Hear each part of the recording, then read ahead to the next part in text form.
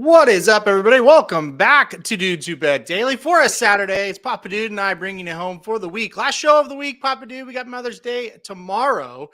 But before we get into the bets, we kind of have a slower slate today. Not as much to talk about. Let's talk about the NHL and NBA games from last night. They were pretty incredible. We'll start with the NHL. Couldn't get two better games, could you? No, they were just classics. Just nip and tuck and end-to-end action. We were talking just a little bit before we came on. I thought Toronto played very well. Just couldn't win. What a hard-fought game that was. And Florida got ahead. Toronto got some bad breaks in the game. Some, didn't get the calls to go their way. And they're jinxed, you might say a little bit. I mean, I don't want to take anything away from Florida because they're playing great. But what a game that was. That was a tremendous game. And then the Vegas game. Feel sorry for Edmonton, too, because if you watch that game, Vegas scored, 3 goals in 90 seconds? Yep. And other than that, I thought Edmonton played the best game they played in the series. Yep. But you can't give up 3 goals in 90 seconds and get behind 4-1 or whatever it was, 4-2, I guess it was. You just can't do it. Yeah, it definitely with Edmonton, it was just that 90-second stretch. And it's just incredible how they were able to bury him basically right there. They tried to come back and couldn't. I thought they played well. Toronto, I thought they had a better series, believe it or not, than the Tampa series. And they've run into a buzzsaw. This Florida Panthers team, they're a buzzsaw. And look, they beat the number 1 team in the whole thing, and they did it in 7 games, and they won 3 of them on the road. Absolutely. This is just a team right now who is gelled at the right time. And, they had to switch goalies again. They rode the hot rookie goaltender, and then when he fell apart, Bobrovsky comes back, and now he's playing great. So he's out of his mind. Everything is working out. It's going to take a really, really huge effort to beat the Panthers right now. They're just good. You're right. Other than the goaltending situation, this Florida team, it reminds me so much of what the Blues did in 2019. The Blues caught fire down the stretch, they went into the playoffs in playoff mode, playing fantastic. But the Blues had solid goaltending. There wasn't any goaltending switches to make. Yeah. And Florida's done the same thing. They came into the playoffs. They've been in the playoffs for a month before the regular season was over. Yep. They hit it, and they're just playing fantastic. The confidence has come back. The goaltending has been great. I thought he was unbelievable last night. He won that one last night for him. Oh, there's no doubt. Yep. Toronto played great last night and just couldn't win. And these hockey games, if you're a hockey fan like I am and I couldn't hardly watch the NBA because I couldn't turn the channel. I just, I just was into these hockey games more than usual. They were great games. Yep. 2 plus money winners as well. We talked about that. Take plus money bets in hockey right now. And you took Vegas and Somich took Florida, and they both came through for us. So big wins. NBA, we'll go real quick. I'll be honest. I didn't watch any of the Heat and the Knicks. We knew it'd be a boring game. Kind of looked like it on paper that it was, but the Heat get the job done. They move on to the conference finals, and also the Lakers move on. They dominated the Warriors. I did watch a fair amount of this one. They just kind of dominated them. They did. Now that shocked me. That was not that they won, but they dominated them, and I did not think we would see that. Mm-hmm. So this is going to be a very interesting offseason for Golden State. The dynasty looks over. Age has hit them. By the way, LeBron, what little I watched last night was fantastic in that game. I didn't watch as much, because I was watching the hockey game, but I watched a little bit of the New York and Miami, just a little. I would switch back and forth. Miami's just better than they are. Mm-hmm. That's the bottom line on that. They're just better than they are. And I tell you what, I think Miami's got a good shot to beat Philly or Boston. I really do. They're tough. Yeah, we'll see. We'll see who they get to play there, Boston or Philly. Anytime you think you've got that series figured out, it takes a turn for you. So two quick things before we move on to today's slate. Do you think LA can beat Denver?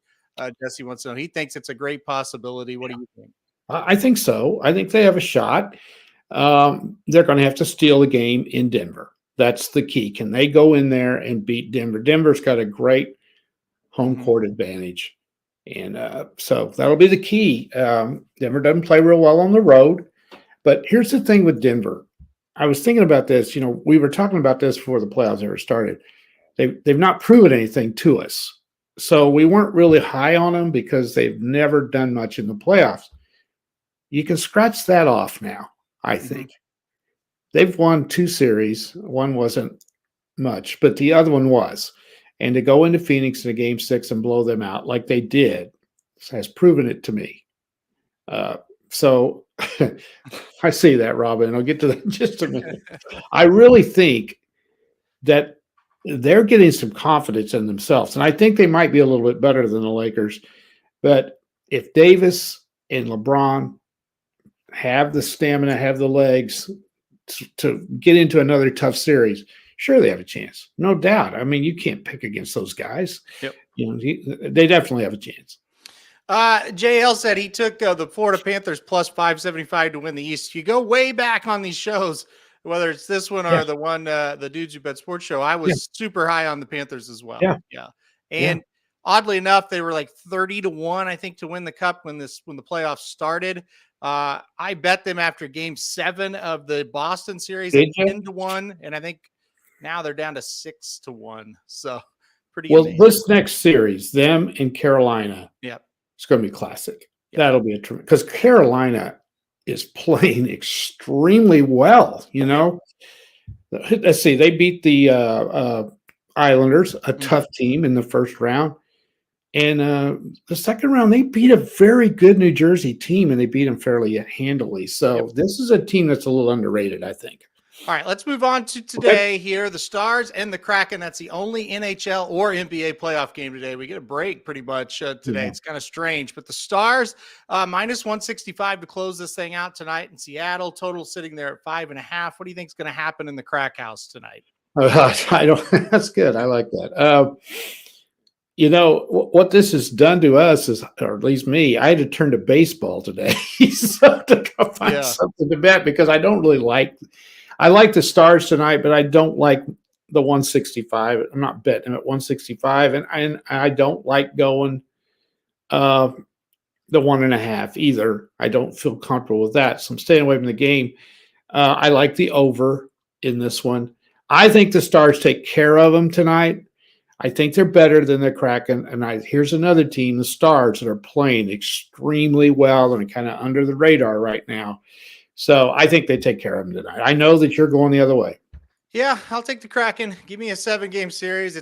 Listen, they're the plus money, right? Yeah, so that's where it's at. Give me the plus money team in the NHL. It's rarely failed in the second round, and honestly, it didn't fail a whole lot in the first round. Yeah. If you've bet the Florida Panthers every game during this postseason run, you're rich. It's been incredible. Yeah. So I'm going to go the Kraken. Give me the plus money. They have not been the better team in the last 2 games, though. No, they haven't. And no way are they running out of gas? That's the thing. So that could be the case. Maybe they go down tonight. I think they force it to a game 7 tonight, though. I think they get it done. They're a tough team. They really are. Yeah, give me the Kraken. All right, let's get to the races of the day. We're going to do 2 today because, like I said, it is a little bit of a slower day in the sports world. And we got a pretty good day, in my opinion, in the horse racing world. We're going to go to race 5. It is the Grade 1 Man of War Stakes at Belmont Park. Going a mile and 3/8, $600,000 the purse. Field of 8. I've got a strong opinion in this one, but we'll go to you first, Papa Dude. What do you think about this race? Well, I don't know what your strong opinion is. I like the favorite in this one, in both of these races, really. And you know more about these horses that come over from Europe, right? And the favorite, Warren Point, I think is making his first start in the States, right? Correct. But I know enough that I know who the trainer is, and I know the horse is 5 for 8. I like the horse a lot, but there are a couple in here that I think, have a real shot. One is the 4, I like the 4. How you pronounce Verstappen? I guess is how you pronounce that. Mm-hmm. And I also like the 1 Red Knight who beat Verstappen in the. No, he didn't. Verstappen beat him in the Elkhorn last time out at Keeneland, which was a grade 2. So I think either one of those have a shot. But I'm sticking with the favorite, Warren Point, in this one. Warren Point is definitely the play for me here. Pretty strong play. Got him singled in a lot of different stuff. So reminds me a lot of last week. We were live on the air during the Derby, but we were watching Belmont as well for those hour, delays between races there at Churchill. And Charlie Appleby brought over Autumn and Fleet, the gelding to run in the Fort Marcy last weekend at Belmont Park. Really stood out amongst the group and was another thing. 9 starts. 10 starts, 9 in the money finishes, a really great resume overseas, been running in really tough races, came over here and just dominated. Fast forward to this one today. I think Warren's Point is better than what we saw out of Autumn and Fleet last time out. I think he's a better horse. Warren Point, 8 starts, hit the board 8 in all 8 of them. 5 of them have been victories. He's really good at this distance as well. I think he's going to be super tough to beat. I will be very, very, very disappointed if Warren Point doesn't win this race. I think he's got a big time shot here. Other horses I do like. The number 5 Hal Street is a very interesting horse to me. It was a horse, huh? Real lightly raced, this horse. Yeah, it was a horse last time out that the whole racing team liked a lot in the Elkhorn, and turned for home and just didn't have it, just didn't produce much of an effort. Somich and I kind of talked about Hal Street a little bit on the Magic Mike show, and he thought, look, it was kind of a good turf course. It was not a firm turf course at Keeneland that day. Maybe that kind of hurt him. His other 2 races that we really stood out were over firm ground. So we kind of think he might bounce back today at 8-1. And I'm with you. Red Knight is another one that looks logical, but it's all about Warren Point for me. We'll see. We'll see what he does. I think he's gonna be really tough in this spot. Yeah, I do too. No doubt. All right, let's go on one race later. Let's go on to race 6 on the card here. Like I said, we're doing 2 today. The Peter Pan Stakes at Belmont Park. Grade 3 race here. We're going to the dirt this time. 1 1/8, $200,000 purse. At times, this has produced, if not a Belmont winner, at least a few Belmont runners. I don't know if that will happen today or not. We'll see. The number 2 Slip Mahoney is scratched. He's running at Monmouth today in the Long Branch. So it leaves us with a field of 8, Papa Dude. All right. Where are we going in this one? Well, I like the favorite a lot in this one, but I don't like the favorite at 8-5 in this one. And you know me, you know why. The horse has never ran at this level, but it's been very impressive. Brad Cox, the trainer. So I like him a lot, and he's 2 for 2, but 8-5. I don't know about you, but I think that's a little low. Am I wrong on that? I think it's a little low on him. I'm going to kind of tread lightly depending on how he gets bet. Let's put it that way. Okay. I as a long shot and one I think's got a real good chance is I kind of like the 8. Henry Q. Last 3 races, he broke his maiden, then he won $100,000 stakes and finished 3rd in the grade 3 Sunland Derby. So, he's got more experience. He's ran in a couple of big races. He's 8-1. I think that's a good shot right there too. And I like the 5 Classic Catch as well. So I don't know if I'm going to throw much money on that 9 at that price. I thought Classic Catch was a horse you'd probably go with. He does kind of look like your kind. He's been kind of running, he's got a decent resume on him. He did run in a grade 2 race last time out. Yeah. So he makes sense. I think he's kind of the one that's like, we kind of know what he is, what he's going to do. You mentioned Henry Q, and that's another one that kind of fits what you like in a horse coming into a race like this, been running in stakes races and things like that. I didn't like 5 as well because I thought he should have run better in the Wood. I didn't think the Wood was that tough. Yeah. And he was 5th and beaten by 5.5, which isn't awful. I mean, that was his first try at stakes. And he may bounce back today and run really well. I do have him in the top 3, though. So I agree with you on that. He's okay. I think that's if he wins this race, I don't think these horses are very good. Exactly. I would put it. If he hits the board, though, I wouldn't be surprised. I kind of like him in the spot. I think he'll run pretty well. But if he wins, it's not that great of a race. I put Bishop Bay on top. I have not been overly impressed with his 2 races, although on debut he did beat First Mission, and that horse is going to be probably the second choice next week in the Preakness. Whether you like him or not, he is going to be that heavy. So, look, I think there's a lot more to Bishop's Bay than what we've seen in these 2 starts so far. To me, he seems a little green. He gets to the lead, and it's like, okay, now we're going to see him kind of gallop away from him.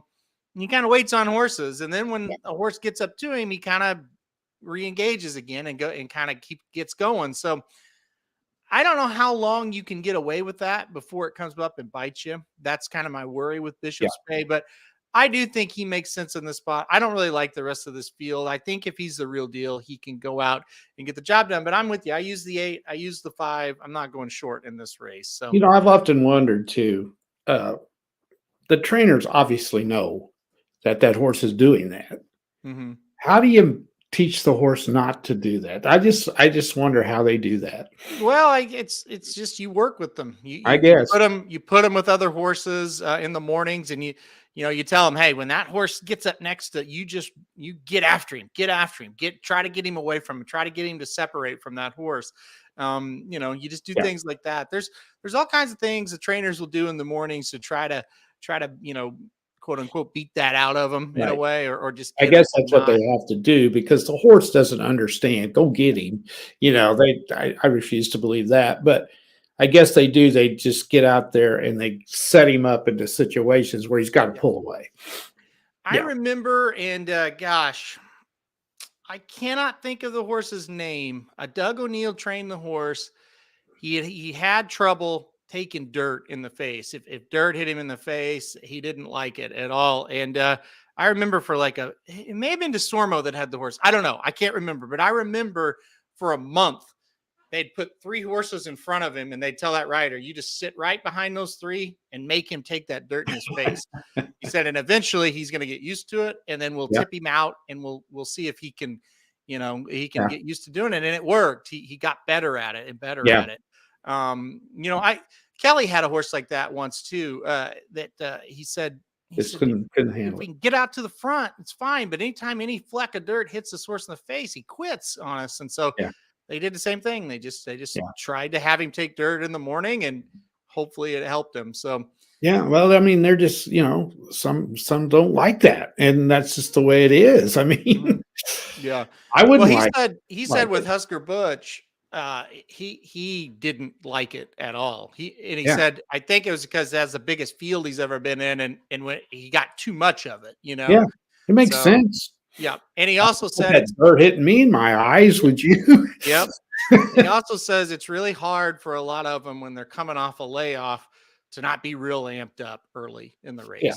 So that's something you try to get them to relax, but that first race back, they're like, oh, I remember this. I want to go, and so anyway, it's I don't envy a trainer's job. It's very tough, and they're highly scrutinized. And at the end of the day, the good ones, they know what they're doing. And a lot of them have crazy owners that don't understand what's going on, and they buy a $5,000 horse and they think the horse should be in the Kentucky Derby, that kind of stuff. So, like me, I'm ready to fire him. All right, let's move on here. Let's go. Let's do yours first. We'll do baseball. Before you get to yours, Doc Tang has a baseball bet. This is you shouldn't do this on the show, Doc. No, you just St. Louis Cardinals is his best bet tonight. The Cardinals never win when they're mentioned on this show. So, all right, Pop Dude, go to yours. That's true. And I think I have Boston tonight, by the way. So I had to go baseball today because I wasn't solid on the hockey game and there's no NBA. But I found a parlay that I think is reasonable, and I love the price. You got the Twins in first place in their division going against dadgummit, I forget who it is. I did so many of them today. Who are they playing? It's a team that's not very good. Oh, the Cubs. They're playing the Cubs. And the Cubs beat them last night. And I don't think the Cubs can beat them 2 in a row. And the Twins have the advantage in the pitching matchup tonight. So I like that one a lot. And then we get the Rangers later this afternoon, who lost last night to Oakland. That's only the 9th win of the season for Oakland. What are the odds of them winning 2 in a row? Yeah. I don't think that's too good. And the Rangers have the pitching matchup in their favor as well. So we get the Twins coupled with the Rangers in a decent, they're favored, but not that much. And we're getting plus 168. It's a reasonable parlay to make on a day when it's tough to find something to bet.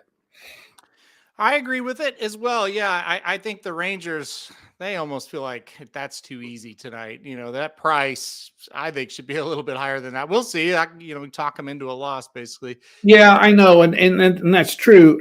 But the Rangers are only plus 145 tonight, and they got a good pitcher going. And the Twins have Ryan going, and he's 5-1. I mean, he's been red hot, and they're at home.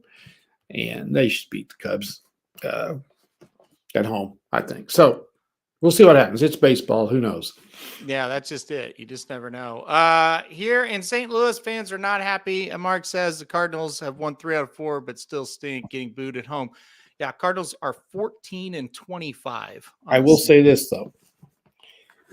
While they've been losing, the Brewers and the Pirates can't beat anybody. Yeah. And the Cardinals have lost no ground. In fact, they've made up 2.5 games in the last 2 days. Their record sucks. That doesn't matter. They're only 7.5 games out of first place, and they could easily be buried with that record. I wouldn't bet. This division is pathetic, and I would not count the Cardinals out yet.